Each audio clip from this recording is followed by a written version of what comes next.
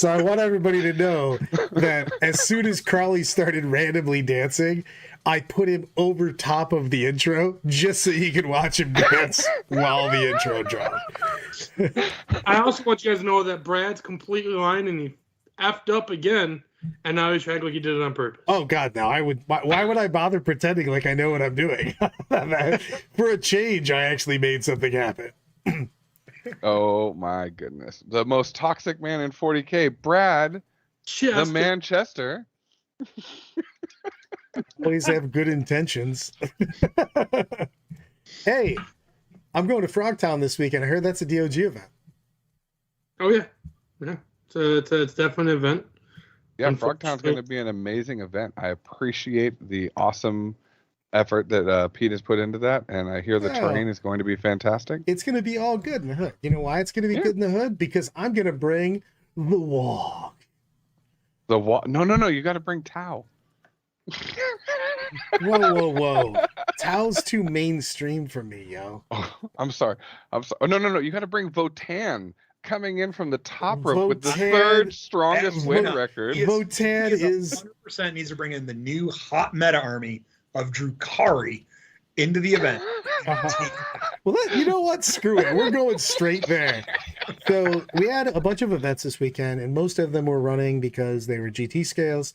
They obviously couldn't run the new data slate, which came out on Thursday. However, we did have 3 GTs and I think it's 28 RTTs that ran new points. Used everything on the data slate. And wildly, there wasn't a ton of games played by Drukhari, but apparently those Drukhari players were rocking and rolling, baby. They came in with a 70% win percentage. Not bad. Well, it's nice because they've had a 38% win percentage for 10th. They put a 70 slam down. That's legit, man. What do you I think that there's going to be a big shakeup. I think that Eldar is probably still, if not the best, they're at least in the top 3 armies right now. And we saw that their win percentage was 64% over the weekend with new rules. Obviously, there's going to be a lot of hobby lag with new Tyranids and things of that nature coming on, but I think that they're still going to be right there. You know what I mean? Yeah, I think one of the big things is it's going to take 2 to 3 weeks for the meta to kind of adjust. I think the new Tyranids are going to creep them up a little bit, although people are going to be playing around and experimenting with lists a lot, probably mostly at RTTs, but I assume at some GTs as well. But I think you're going to see big jump ups from Tau and Grey Knights. I think those 2 armies got such large boosts in this that they're just going to see a huge benefit to everything. I'm super excited for Tau. I've just been looking for the army that I play. I went to Nova and I took Eldar. That's what Brad had me set up for. But I was talking about taking Marines or Tau before. Brad, like strong army, said no, you're playing Eldar. And it seemed like these point changes makes me want to play even more. Like I think they're so good, dude. I think Tau, the armies that got buffed the most. We were talking about this on Thursday. Coming out of the data slate with all the new rules, including data slate endpoints, Tau, Grey Knights, Death Guard in any order. Those got the wildly biggest buffs. And I think Death Guard is going to be a really interesting list as more people tinker with it, because I think they got enough point cost changes that there's a lot you can do there. And they have decent abilities. The rules for the army are pretty good, and that new upgraded aura system is really nice. I think the Death Guard are just going to suffer the most from, because we can talk about this on a fundamental level. 10th edition is a shooting edition, 100%, right? Nobody disagrees with that at this point. Right. There's a couple of outliers that can do well with the Wa or the Golden Light, but outside of that, it's a shooting edition. Death Guard don't do well in shooting editions. They love to be in your face, using their auras and wrecking. And it's a really difficult space to be in such a shooting meta when you're playing in that. Because, like, yes, you have a really good effectiveness when you're fighting over that middle objective. Nobody cares to fight over the middle objective right now. So, well, I think, but the thing is I think that if you're looking at no more towering, in obviously the devastating wound changes, if you're playing things, it depends obviously on your terrain set. But if you're playing the GW terrain sets, or even some of the player placed. I think the GW is way better for that because they have way more spots to jump over things with all their mech and the vehicles and whatnot. But I think that you can really fight over those middle objectives, and you've got enough fast stuff and the deep strike stuff to actually spread your contagions. So I was playing around with a list for Matt Aaron because he was like, I got to paint some stuff. You got to let me know way in advance. And so we were looking down, and the new list is like 350 points more stuff than it used to be. So it's legit. And I think the number of bodies you get for that are really nice as well, because I think you besides getting a little bit more in the vehicle side of things, that those extra bodies are going to add up, and the fact that they're built around lethal hits helps them out a lot. Ooh, Well, I have a question for Fred. So hold on, we got a super chat, brother. Lyle says, "What is more likely for our first? What is a more likely first due to Brad's coaching? I beat Tom in a Tau mirror, or Heidi gets a winning record after going 0-3 in her first event." Ooh, I think that I can take Heidi more on because Tom is like crazy about his Tau, and he will show up and like shank you or something to make sure he gets the win. He's a vicious bastard. I think we should have a coach off. I'll coach Heidi. You coach Lyle. Lyle's been playing for longer, so I'll have the advantage. Steven, first off, why don't you fix your camera because all I see is your background. Oh, let me see. Secondly, you know what? I have faith in Heidi. I love Heidi. I think she's a fantastic painter, and she's gonna be a great player. But I got faith in my baby boy Lyle. You know, Lyle, I think you're gonna beat me in a Tau mirror match, 100%. You put a lot of effort into it. You know your Tau really well. I'm excited for Tau. I think Lyle's excited for Tau also. We were talking a little bit about the list. I think there's some really exciting Tau lists. And the thing that I like about Tau right now is I don't think that there's just one list. You know what I mean? Because of the huge drops in a lot of different things, including the sky rays and stuff like that, I think that there's some real play there. 100%. I'm super excited to play Tau. I've been slowly getting back into 40K, and slowly is no longer slowly. I've been ramping up pretty hard. I'm excited for it, and I don't think that there's just one. Sorry, my phone just turned on the wrong channel. Sorry about that.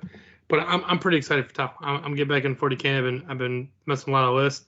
I got on that Tiger Shark right away in the beginning. I first saw the points. I think it's good and all, but I'm really liking suits. I think Tetra's obviously you got must have. There's lots of things. You can go the ghost kills still. I think you're good. I think sky rays are good. I know you just had long strike a minute ago. I don't really feel long strike at all. Maybe I'm not looking at it right. So me and you'll talk about that afterwards, and maybe you can Brad mojo me up and tell me why I need to. He just went down so much in points too. And the thing is again, he's still getting that +1. So yeah, it's just like the gun. I don't know. Maybe it's because I have like 9th edition long strike missing him syndrome. I don't know what I want to call it, but like the 9th edition long strike compared to 10th edition long strike is just not the same, and it's hard for me to want to run 10th edition long strike. So Lyle wants to know why he should buy 2 Tiger Sharks. Don't. And that's a Brenton thing. Brenton's bringing that mojo. Yep. Don't. One Tiger Shark is perfect.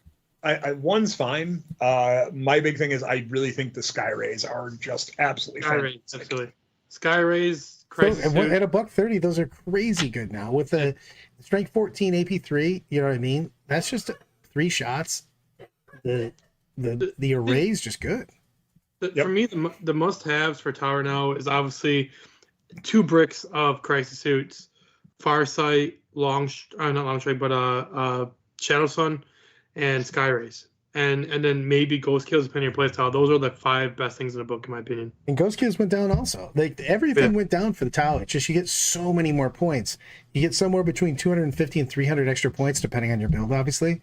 But like those are some huge reductions, and with the change obviously in towering, the changes to devastating wounds, I think that there's more play at the middle/top than there was before. You know what I mean? Yeah. There's not this like giant cliff that you're coming off of after you're talking Eldar. You've got a lot of play with a lot of different armies right now. The nice part about the Tiger Shark is that in my experience, it opens up the Eldar matchup significantly because you can remove 3 of their vehicles in one turn reliably. and that's just huge. I don't know if So that's reliably. how is it not reliably? It's got a lot of guns, but like only a couple of them are. You got what? 3 of the railgun shots that might kill 1.5. Secret missiles kill one for free. Maybe. I mean, it's got towering. You ignore everything. You just shoot them to death. You connect with the railgun, and it ignores them. They don't get a save because of the AP5, even if they're in cover. They can't auto 6 one of the saves. It's just fine. You guaranteed kill 2, and some other trash with missiles. And if you go first, you don't have to go first. It's a plane. It comes in from strategic reserves, and it has towering. That rule that all you guys think is stupidly OP. Yeah, because it is dick shit. Well, now you get to use your towering with Tau. Towering. I will say that the Skyrays are really good on the GW style terrain and the FLG player placed. I'm not sure about on UKTC terrain because of the weird angles you have to get and how unwieldy they are. But I think they're going to be a consistent good for their point cost in the meta. And that's answering Horowitz's question. Oh man, Corey, why you gotta hurt my feelings so much? He did say he summoned you. Dude, you know what we're going to talk about? We're going to talk about the fact that Death Guard literally came up from the ashes. 46 games played, 59% win ratio up from 34. That's amazing. yeah. I mean, It's amazing what happens when you have more bodies and an ability. It's good. and you also have mechanics for other people that are better. Not only Which table are you looking at? I'm looking at the Meta Monday from Competitive Reddit, which I always go to. Are you using the one for this weekend's full data? No, you go down, you scroll all the way down, and you look at the games that were played under the new data slate. Yep. So, but it's a big thing, man, and I think that basically, like the army that I made for Death Guard literally has 350 more points of stuff than it had before, and the contagion is the ones you can pick at the beginning of the game are great. Just the -1 to your opponent's save is crazy town. 17% more damage. It's just such a big deal. So you're You getting remember in, that part where you said Votan wasn't going to be able to compete no matter what, and they got a 63% win ratio with 3 weekend events? I've been I wrong. think I'll that be this wrong data again. is so skewed. Also, 3 event wins. Mm-hmm. Because this is counting RTTs. Yeah, This is it's almost all RTTs. Yeah, so I don't find RTTs to be in any way, shape, or form a good name an army, Brad, and I will go win an Look, RTT for you with it. So you don't like RTTs. You don't like puppies, sunshine, beaches. Okay, Just because you're right. And rainbows. I mean, Steven, ladies and the gentlemen, end please. of Fun Crawley. No, you know what? You're right. No, you're completely right. Everyone, I need you to go out now, buy the Skyrays, buy the Death Guard, buy the Drukari, and then subscribe to Brad Chester for coaching. I will make all of that shit work. Challenge accepted, bro. I love You all might those even- armies. Go do that and then beat Lyle so that he doesn't even get to Tom. Brad didn't coach you all for free. You heard it from Crawley first. Free coach- No, I didn't say that. Pay for it. I thought Crowley was going to pay for it. Great, yes, exactly. Like, yeah, be careful. That's like a ham sandwich per client. Ooh, it's getting pricey. Turkey, thank you very much. No, you get ham. You don't deserve turkey I anymore. don't deserve turkey. You got to. You know, Brad, if you would have made top specific 4 at Nova, then you would have deserved turkey. That's true.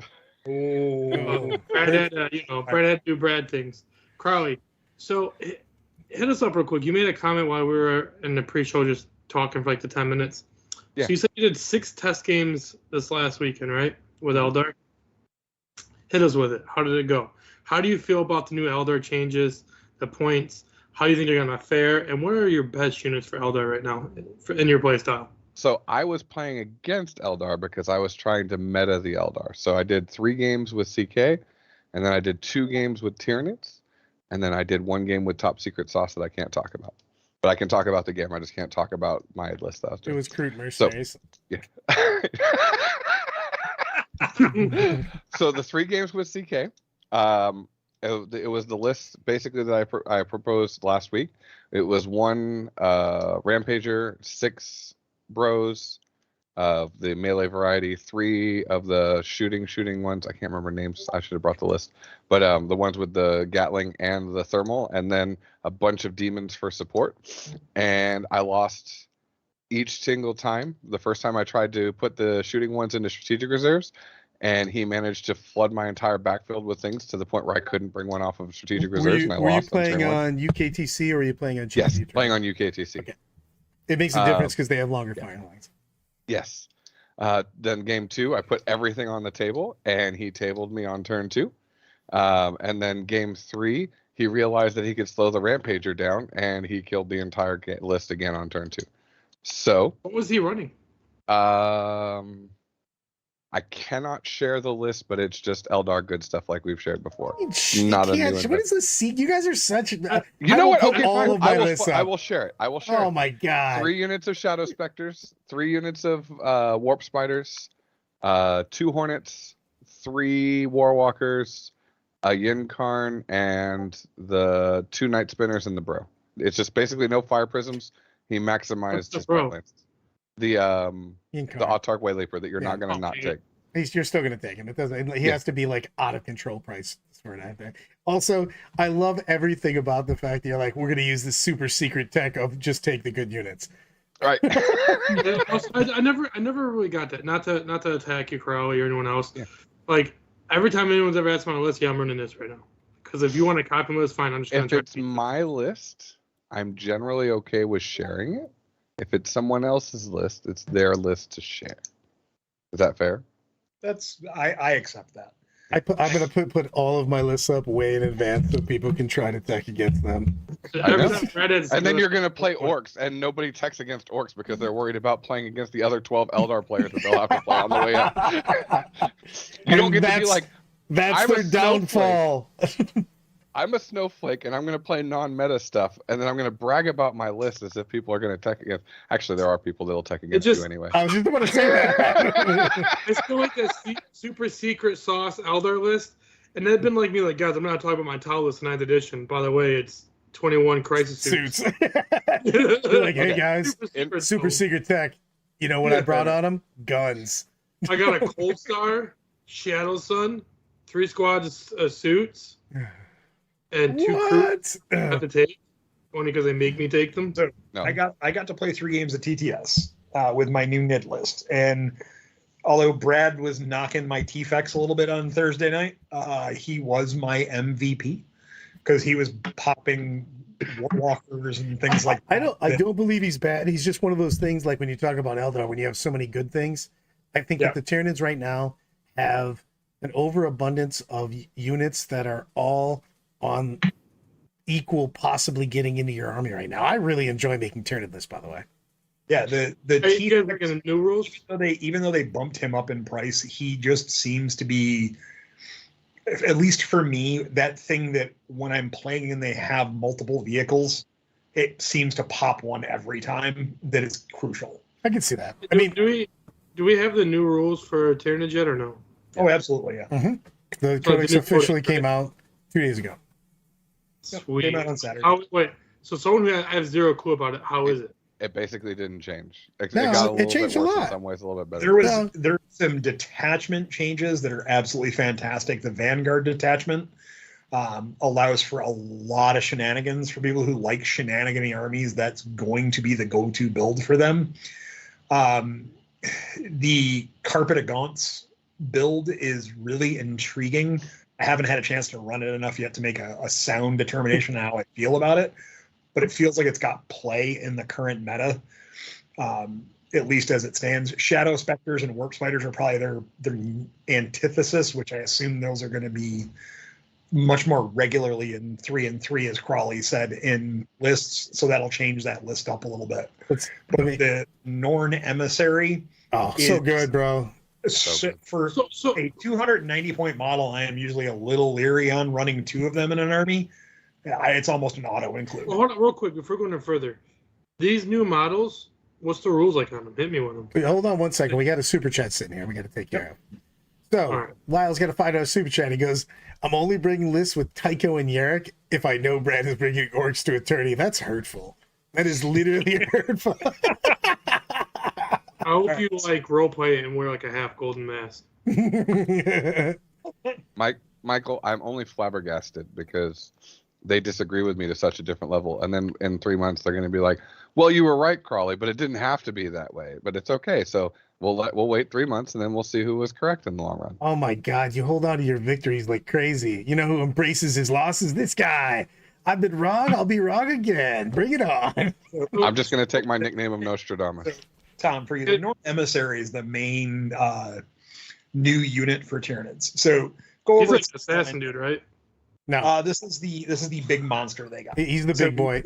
He's movement 10, T11, 2+ save, 16 wounds, leadership 7, OC 5, invulnerable save of 4 up. Pretty decent shooting attack. Don't forget to feel no pain also. I got to get to that. That's in the abilities, Brett. Ooh. Patience. All right. So Psychic Tendril is his shooting attack. It's 18 inches, depending upon what profile you pick, what it has. One of them's 2 shots. Ballistic skill 2 on all of them. 1 strength 8, AP -2, D3 damage. Psychic Precision. The one that's probably going to use more than anything is the Psychic Blast, which is 2d6, strength 6, AP2 minus, or AP2 1 damage. The Neuro Lance, which is 2 shots, 2+ bliss skill, strength 12, AP -3, D6 damage, and it's melt at 2. Oh, that's sweet. So it's really nice. They're all psychic attacks. It's one somewhat drawback against like 1 or 2 armies. Its melee attacks is pretty good. It has monstrous scything talons, which is strength 9, AP -2, 3 damage, hits on 2, 6 attacks, and then it has monstrous running claws for extra attacks with 4 additional attacks. Strength 7, AP -2, 2 damage. Really good. Deadly Demise, Shadow of the Warp, Synapse. Singular purpose. You choose this at the start of the first battle round. You can either select one enemy unit, and anytime you make an attack against it, you can re-roll to hit and to wound rolls. If you're not taking that, you're almost always taking select one objective marker until the end of the battle. While this model is within range of the objective marker, it has 5 up, feel no pain, and an OC of 15. Ooh, Yeah, just You only take that objective over its dead body. yes, Yeah, you it also clearly. has a 4 up, feel no pain versus mortal wounds. True. So it's 290 points. I have not built a list where I haven't put it in. How big is this model? It's a little size. bigger than a Yeah, Trigon. I was just gonna say. Hey, it's did they make Trigon Molochs or Trigons better or no? No. I think the Moloch sees play now, but I think it has a potential of seeing play. But outside of that, no. I like the codex quite a bit, but I don't think it's an OP codex. I'm actually surprised a little bit at that, but it does have a shit ton of options. So I think that's really cool. Like I've made a lot of lists for it, trying to work on things there, and I think that they're super playable. And I'm really debating on whether, with all the new rules and stuff, people are going to jump on just taking like the end of the swarm and just stat checking people and seeing if they can actually kill that many bugs. The honest, Myself. the thing that we run into the problem with NIDS competitively is that I draw the line at the middle tape game, and then I'm going to use my big pieces to play secondary with like spore mines and stuff like that. And when you're playing against somebody that's at like an equal competitive level, they know how to stop that. So you have to have, basically you commit your emissary on turn 3 to be able to hold the middle, but the emissary will die under a concentrated amount of fire because 4 up, 5 up is really solid with a 2 up save. You can put the tail behind cover so that you're getting an effective 100%. You put like one claw right behind the wall. You're like, well, technically you can't see the whole model. But the thing is you don't push him out to the middle right away. I like him at the neutral zone objective a lot. Yeah. I like you pick one of the flank objectives and push him to the flank. Especially if you're talking like but if you talk if you talk about the GW train though, he can literally on almost all of their sets 1 through 4, you have the ability to go basically on the bottom of either one, and then he just cruises down and you just hard try to take a flank. And he's great for that. I think the other big winner out of that book is the Neurolictor, because he has infiltrate 65 points, toughness 5, 7 wounds, 4 up save, 4 up invul save. His attacks are meaningless, but his psychological saboteur, while you're within 12 inches of this model, if a unit is battle shocked, each time the unit makes an attack, subtract 1 from the hit roll. Each friendly Tyranid model that makes attack against that target unit gets add 1 to the wound roll. not impossible to battle shock things, but it's a lot easier with Tyranids. And because it has stealth and lone operative in its 65 points, it is just phenomenal. I think that's going to be a big winner. I think you're going to see that in a lot of the lists. The Literally Neurolictor? tell me that you hate Chaos Knights without telling me that you hate Chaos Knights. GW. I'm hate going to Chaos give you Knights. Chaos Chaos. Knight's detachment ability on a freaking solo. And he's so good for 65 points. Yeah. Ooh.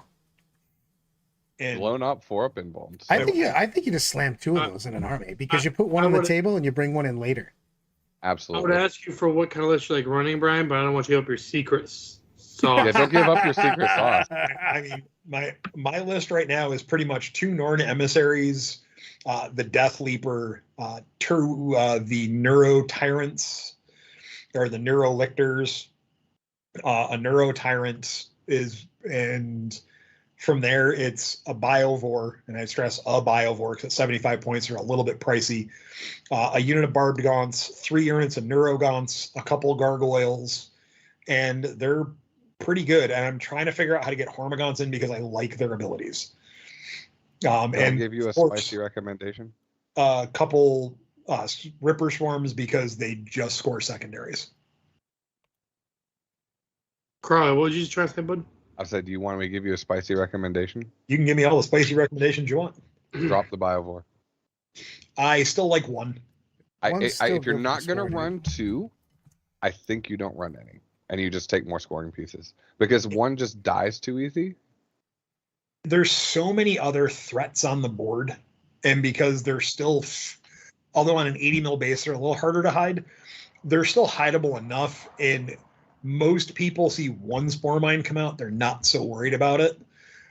It seems like there's just enough other threats that is the lowest of the priorities probably for shooting at. Ooh, I could be wrong. As I tinker with it more and play with it more, that may change. But We'll go into Crawley's tactical corner, Well, right? let's- When you look at pieces, go ahead, Brad. no, I was just going to go ahead and go this together because a couple of the wall has asked a couple times about whether your test games, whether going first made a difference and how did the other games go? Okay. So my games into Eldar were playing Tau, and I won all 3 of them when I was playing into Eldar with Tau because unlike these gentlemen, I love the Tiger Shark, and being able to pick up their anti-armor pieces made it to the point where then they can't effectively trade with me anymore. Crisis Suit do a really good job of picking up the targets that want to pick up without going overcharging. So that was really effective. Tetrag usage is really good. But I find the Tiger Shark to be a once per game. I'm just going to ignore all the terrain, come down like an airplane, and screw something in particular to be fantastic. Come down like an airplane? Doesn't It is an airplane. Doesn't it have to touch the piece of terrain to see through it now, though? No, aircraft do not have that. Only towering do. Yeah, I would say aircraft still aircraft still have full towering. Yeah. So those all went fantastic. My Chaos Knights games, I went second twice intentionally for testing, and I went first on the last one, and it had no exact change. I was still got obliterated by turn 2. And then for the Tyranids games, it was first, second, first. And it's just the problem that I was saying about with what I was going to allude with the tactics is Ripper Swarms and Spore Mines function in the area denial, not functional things for your things, right? Because you can't come in from deep strike on your opponent's objective unless they're super bad. And you're tabling them, right? So in a contested game, they're going to have something on the edge of it. Yeah. Sorry, the wall was just fantastic for a moment. Continue. I know they're mocking me. It's okay. I'm going to ignore it so that way I feel better. But in that, I'd rather take more pieces that are aggressively scoring, like Hormagaunts or Gargoyles. You want to talk about the best thing in the entire codex? Gargoyles drop down 9 inches away off of somebody on the back of the objective, shoot something mindless, and then walk onto the objective and say, "Hey, look, I just scored Storm Hostile objective Gargoyles for free." are bonkers town still, dude. The fact that they can either deep strike or they can move 12, then advance, and then move 6 afterwards. They can move block like nobody's business. They can steal objectives, and they're cheap as shit. They're Can't do that so when they're good. dead, Brad. Can't do that when they're dead. Well, you can't kill them until it's your turn. I'll kill him in I Overwatch. can Overwatch him away. Oh, yeah. Not if you Overwatch. can't see them, damn it. Because Yeah, it's not that's even true. a thing anymore.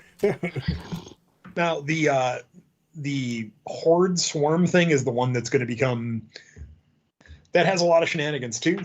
Let me just pull it up really quick. Controversial opinion. You do not do horde swarm in endless swarms or endless multitudes. You do horde swarm in invasion fleet. Yeah, and I was going to say that's where I think it's better as an invasion fleet because of the ability to adapt to your opponent.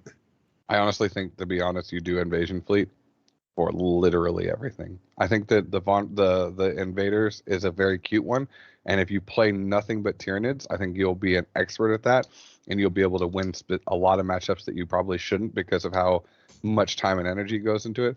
But that is by far the most complicated thing to play properly. You don't like the psychic monkey fuck?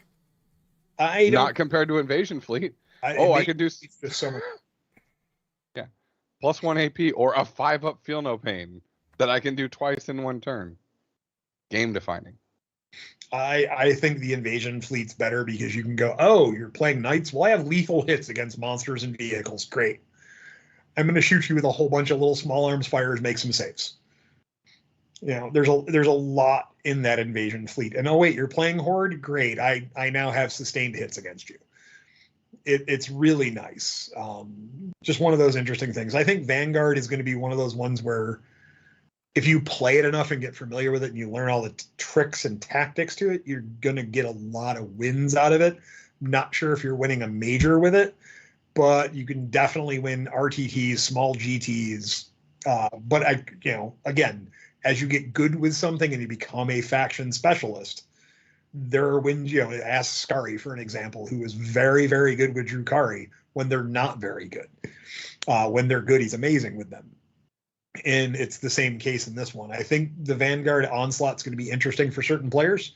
It's going to draw a lot of interest. I'm enjoying trying it out.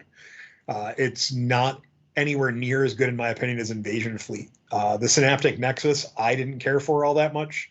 It just didn't feel like it did enough for me.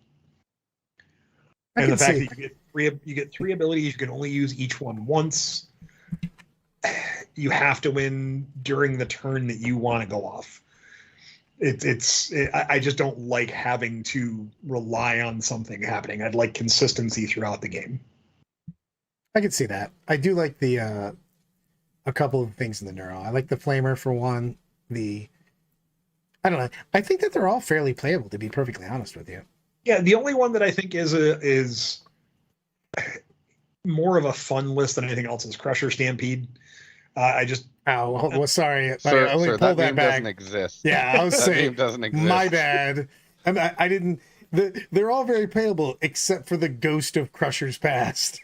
So yeah, don't get me wrong. I enjoy Crusher Stampede. I think that's going to be my go-to for friendly games that are not competitive, because I'm just going to want to run big monsters and have a good time, as I did at LVO. But it's really just that. I think it's designed for the fluff, the fun of it. It just doesn't have the match play rules you want it to have. I even forgot. I'm not going to lie. I forgot that existed for a second. I was thinking of the other ones. Yeah.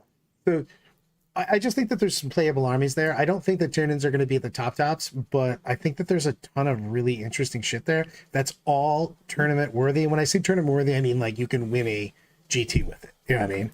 I think they're legit. What are your thoughts on that after playing, Crawley? After the weekend? With Tyranids? With just everything. Like I think the meta is super solid. I just think that we're in the middle of a very oppressive shooting meta. I don't think there's a single faction I can't right now take to like my local 5-man GT and have a really good time and have a good chance of winning at, even if Sean brings Eldar. What a bad person. I know, what a bad person that would bring Eldar to local events. Fuck that guy. But I really do think that the meta is getting into a good spot, and I think that there's a lot of fun things to do. Like I enjoy my locals being like, you can't win an event with Death Guard, and I'm like, challenge accepted. Hold my wine. And I'm going to drive my white windowless van just for Corey's purpose. Get in, I'll give you advice. Crawley's tactical corner. I think the one thing I can agree with Crawley on is I think the meta got better.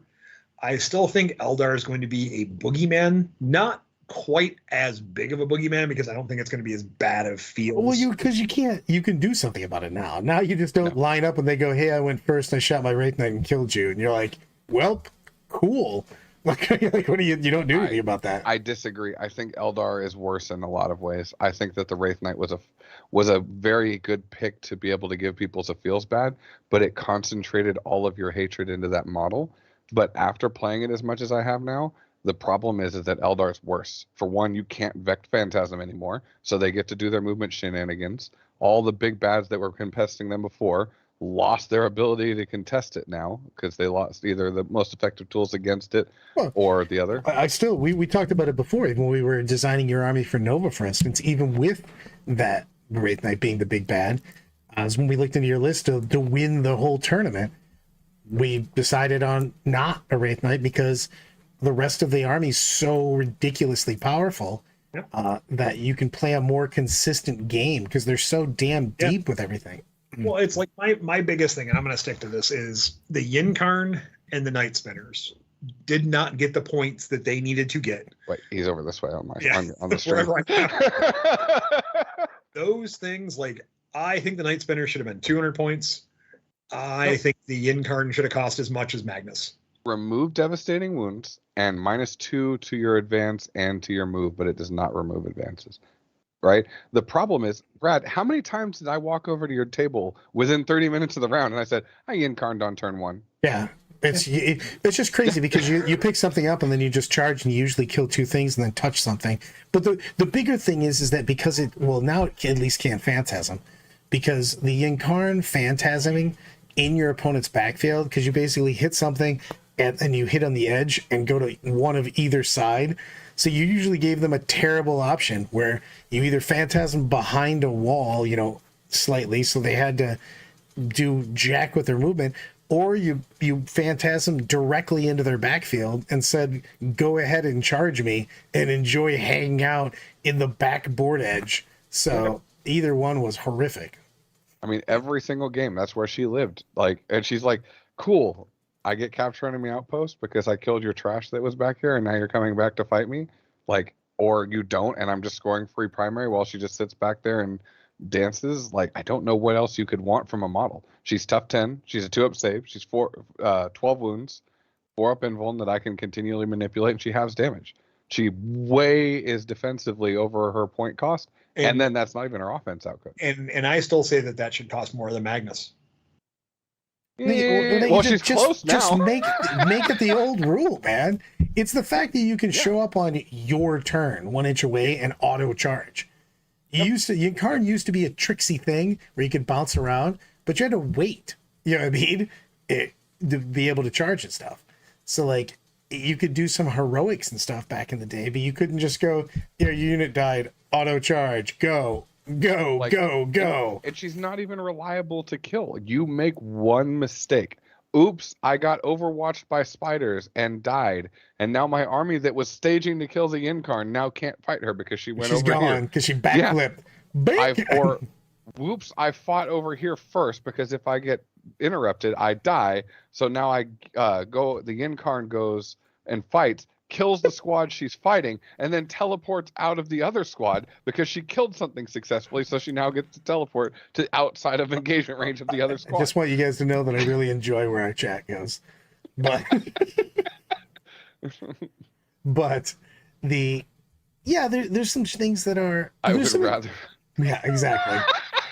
And then the answer from KR. I'm going to take the Eldar. So here's the thing. When we're not talking about Eldar, we won't just talk about Tyranid. Well, we can move into Tyranids. What's got you excited? You're going to an RTT, you're going to a smaller 5-man GT. What are you throwing on the table that you haven't got to play in a while that you're excited about? Gaunts. Gargoyles. I'm excited to play little bugs. And that sounds silly, but I like them. It's something I enjoy. It's part of the swarm. And gargoyles, because their shenanigans are real. They're good. They're just really good. Just super good. They're 75 points, I think. Gargoyles are 75 for a 10-man squad. They're bonkers. Yeah, they're just crazy, and they're number one, they're an enjoyably nice model. I really like the model. And they have a huge footprint. They can cover a lot of area, move block a lot of area. But at the same time, because they're on, small 28 mil bases, you can, clump them nicely. You can do a lot of interesting things with them. I love the playability of them. After using them and getting more and more into them, I'm just very much enjoying 2, and it might be 3 units at some point soon. I would say Corey goes Gaunts or Gaunts Ghost. Actually, both of them are actually really improved right now, by the way. So that's actually pretty funny. Yeah, and I'm interested to see how Guard respond to the data slate update. I think that's going to be something that I'm going to have fun playing around and seeing what can be done with them. Because I don't know, I find them intriguing. They have granted you're starting with pretty much 9 Scout Sentinels and then building your army out from there. But their indirect is still very good. They've got a lot of miscellaneous plays, Lehman Russes, with getting as much cheaper as they did. You gained a little bit by running them. They were good before. They have some good strats that I think are going to have good play as we proceed forward in the meta. And the fact that, you just don't have quite as many big gun boogeymen now. Because I don't see as many fire prisms. I could be wrong on that one, but I was going to say we don't see. I was going to say, I think you're going to see some fire prisms. Hey, Brad, are you going to see 3 in every list? Because most of the lists I've been seeing tinkering have been 2. It's probably going to be 2, but I mean, they're still just bonkers. I mean, I would take 3. I would take 3. You didn't even take 3 when you went to. Wait, did you have 3? Yes, I took 3 prisms. Yes, I did. You had 3 prisms and a Wraith Knight and 2 what spinners. What kind of a horrible person are you? How do you type of person that was the type of it's Tom. Yeah, this is baby boy's face right there. Let me tell you my Nova experience with this. Tom would show up during my deployment, and then Crawley would show up somewhere between round 1 or turn 1 and 2. 2 games. Crowley beat me 2 games. Well, I'm almost positive that you murdered a guy on one of the games because I was literally telling my opponent what was in my army still, and you were like, "How's your game going?" I'm like, "I'm telling him what's in it." You're like, "Okay," and I was like, "Can you go give us some drinks?" You're like, "Yeah, I got some time." I remember that. Yeah, yes, that round was great. Yeah. We were literally talking about our armies back and forth. You're like, "I'm done." I was like, "What?" My opponent went first and he advanced. I went next and I killed a bunch of things and advanced. And then he went and then I killed everything and he couldn't deploy anything from strategic reserve. So I tabled him on 2 in 5 minutes. It was great. Thanks for the laugh. Hey, Brad, can you post the picture so I can talk about my thing that I'm excited for that I sent you in Facebook? I saw that. You're freaking. Can you post the picture? I'll bring it up right now. Give me a second. I want to see the chat's reaction. Kid, I wasn't sure if this was a super secret tech from Crawley. Oh, this is my ultra super secret tech. You saw that win rate. Nobody can stop this. It's not even. It can't be stopped. Can't stop. Won't stop. No, but no. Votan having 4 tokens out to be able to +1 to wound, +1 to hit ballistic skills. Bam! This is taking up the entire screen, by the way. Yes, it's going to be so much fun, and it's just popping out of the vehicles shoot something with its actually good shooting, but you pop out like a Jason shot to be able to give your guys 4 rerolls to wounds. What do you got? How many Zerks we got in here? 15. I like that. We got 15 Zerks. We got double Fortress. We got triple Sagittar, which I love Sagittars, by the way. Yep. And also, why does the ad keep popping up in the middle of our thing? But oh my God. But the 6-man beamers are coming out of the things are good. We got 2 teleporting those squads. Guys have always been good. Since we came into 10th, those guys are nuts. Yep. Thunderkin are just those dudes are good. Coming in with reserves, I love those guys. Yep. I don't like starting them on the board. I don't even like starting them in the fortresses. I like them off board because you can really choose your angles and what you do. My thing is that I think Votan, we were working on, Anna and I were talking about this over the weekend, Friday, I don't know, one of the days. Time is meaningless.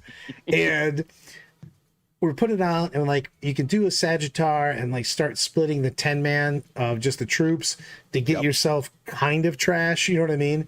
Their version of trash. I think if they had allies, Votan would be like super legit right now. They should ally with Tau. Zach, it's definitely worth dusting off your Votan and trying it out. I would definitely try it out at my local RTT without a doubt, or a small GT. 100%. I think they have potential. The thing is that the fact that the Zergs went down so much, you can actually have some pretty decent hand to hand versus a lot of things, and you've got so much more shit than you had before. Yes, they have trade issues because if somebody has lots of tiny trash, you end up spending real things for it, and that is their downfall. But they have enough now to play the game. They're competitive. So, Crawley, GrizzTech has a question. Better to go Beam or Grav on the Thunderkin? I'm trying to remember what I went. I think it was Beam. Because I think Beam was super cute. You can do, I think you could do both, man. Yeah.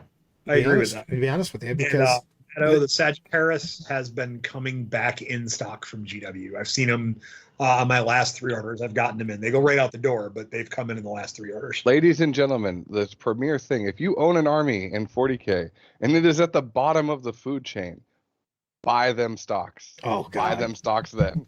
Because I got Sagittars for $5. Well, it's the same thing also when something's in the trash, like a unit's in the trash, buy the hell out of that thing. Man, I can't even tell you how much random Eldar and Chaos I've gotten when they've been super bad. Bought a complete painted Death Guard army for very little money recently. Very happy. My best 40K investment ever was I had extra Void Weavers because I bought too many of them, and then Adepticon happened 2 years ago, and I was able to sell those Void Weavers for $120 a pop. You don't even get those returns on the stock market. People will be like, I need it so bad. I'm going to buy this $40 unit for $120. Somebody was selling gladiators on one of the Facebook marketplaces for $150, and he had 3 of them. It said sold by the end of the day. Sorry. Horowitz comes in with $2 super chat. He goes, but Crawley, I already own Knights. Man, you know what's sad? What's super sad, Horowitz? You were the absolute legend that was running the what's the super tall one called? The Porphyrion? Yeah, the Porphyrion before it was cool, and they have nerfed your towering into oblivion. I am so sorry. I do love the fact that you were just pointing that out. He's running a Porphyrion. Like, go look at it. I'm like, I don't even know what I would do against that guy. He literally kills like 3 of my knights for free because he just like, badurm.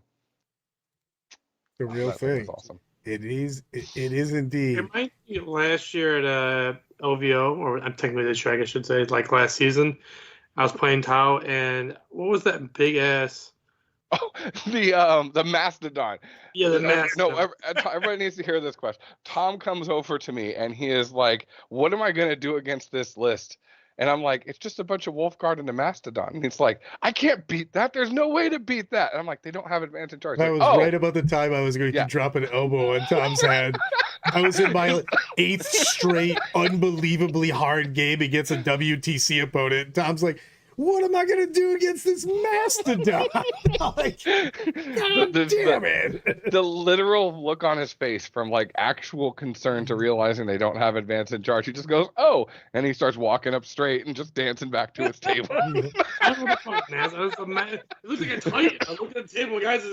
It's like bigger in my army case. Tom also killed it instantaneously in 1 round. He was like, I can't even remember your exact quote was. You basically were like, I wasn't 100% sure Crawley wasn't lying to me, so I just killed it. I killed it in 2 activations, and I was like, I guess I'll kill the rest of your shit now. Yeah, he's just like, yeah, I didn't really want to look it up, so I just killed it. It's just like, hey, Greenblood, listen, okay? Tell that to the AdMech players. I do tell that to the AdMech players because there was once a time when AdMech was super bad at the end of 8th. They couldn't lock down anymore and shoot their billion shots. And I was like, this army is going to be good. And then it was. Oh, it was so good for like a month. I hated it. Dude, the best is when it was at its peak.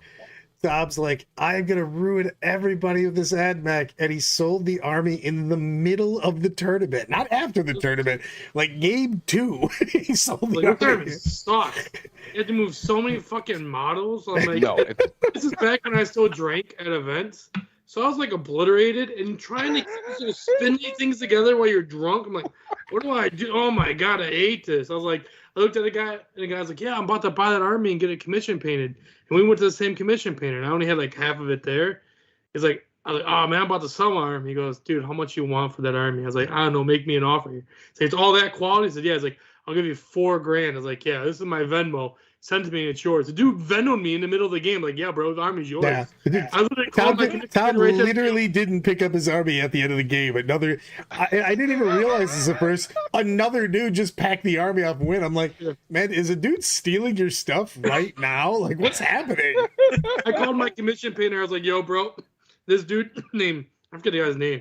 He's like, he says he knows you. Yeah, I know. He paints up. Yeah, he's coming to pick up his army. What army he's got? My AdMech. It's his now. Give it to him. He's like, all right.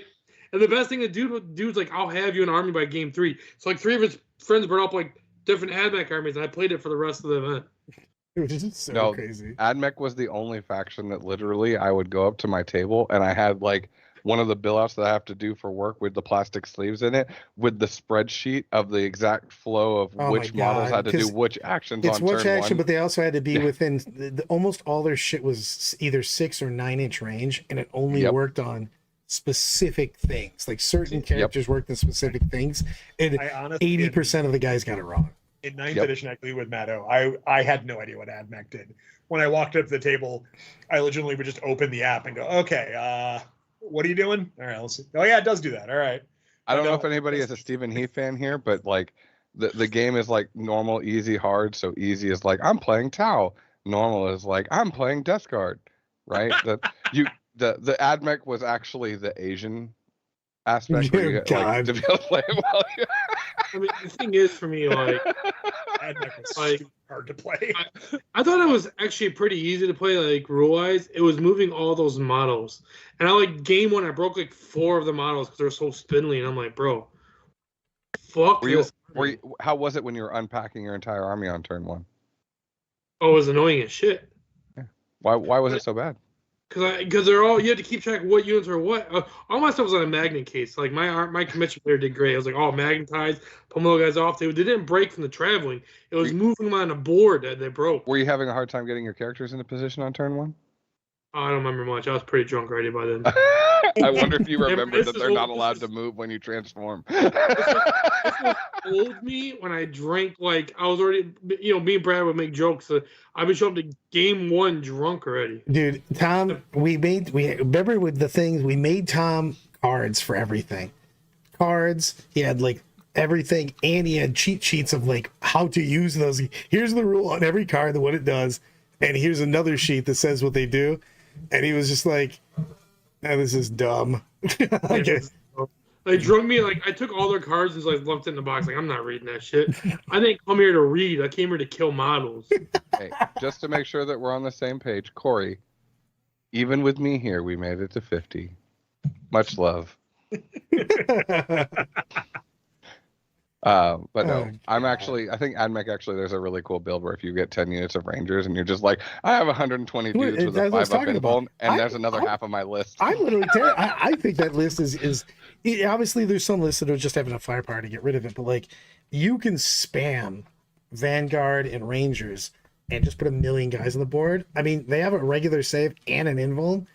I mean, it's not going to win the GT, but it might stop you from winning the GT. You're like, I shoot my fire prisms at him. Like, cool story, bro. Like, I don't care. What do you do to get through 120 dudes? I can do it with Tom. No problem.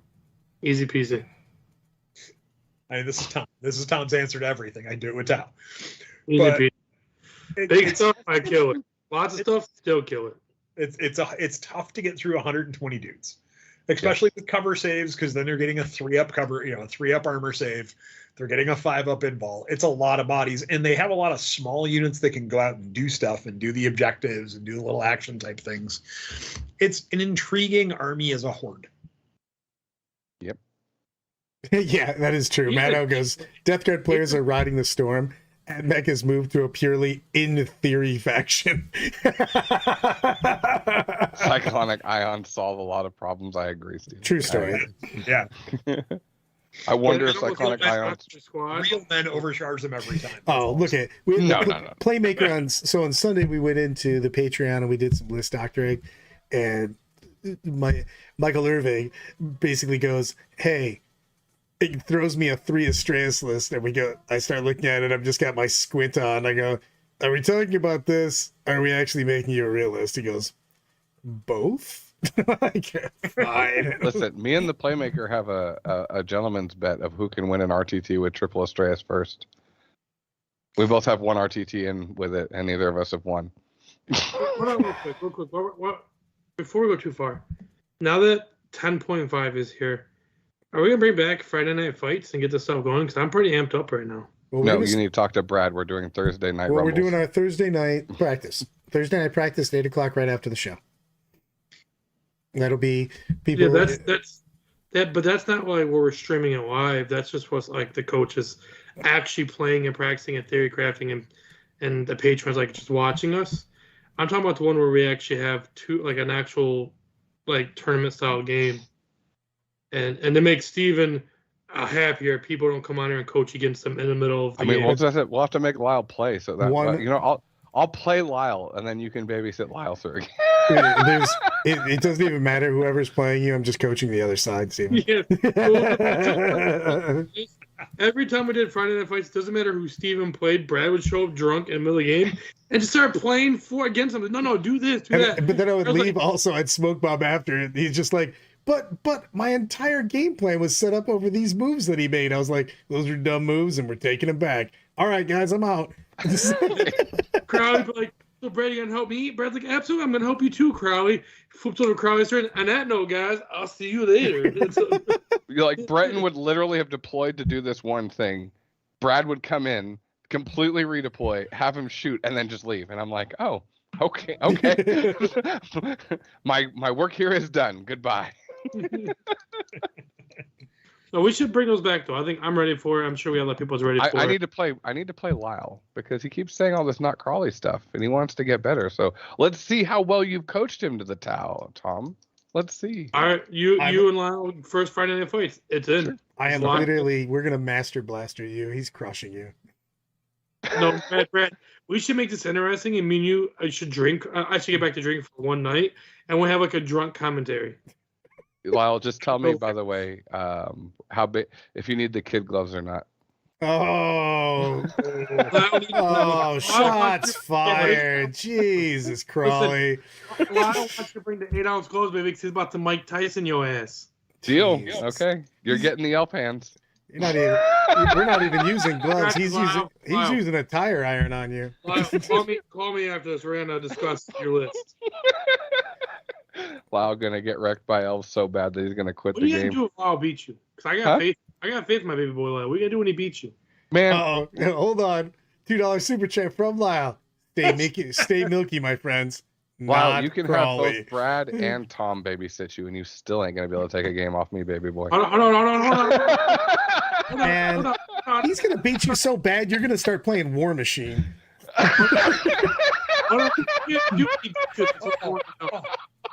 He's going to drop lower than that. He's going to play Mal. Hey, listen, I have a 10 Thunders army over there, okay? I think Crowley's become a Yu-Gi-Oh player personally. He's just gonna start only LARPing. And you know what? On that note, let's Queens wave our way out of here, kids. LARPing, guys. See you guys coming to Frogtown. And those that are local, looking for the next big event, we got Rumble on the Rivers coming up in November. Then basically MCM 2.0. Check us out. Indiana.